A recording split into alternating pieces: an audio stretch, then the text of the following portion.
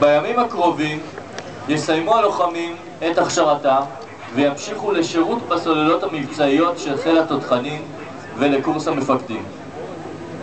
נא לאטום אוזניים.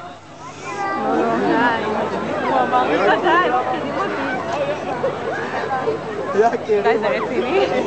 יא בן זונה.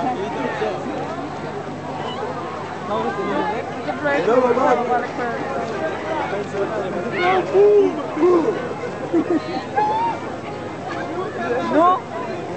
יכולים לראות אם הם יעשו. אתה הייתי בעלי.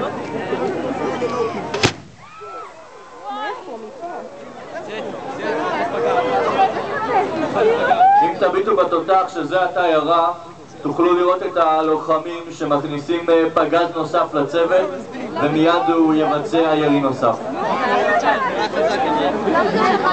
מישהו יודע למה זה לא נחת בשום מקום? כי זה נחת עלייך. הוא הגיע לכנרת.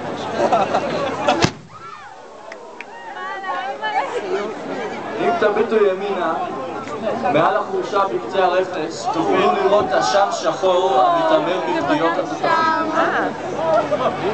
איזה פגז שם, זה לא מעניין. כל פגז כזה שנורה מהתותחים פוגע במטרה ויוצר הרס ברדיוס של 80 מטרים.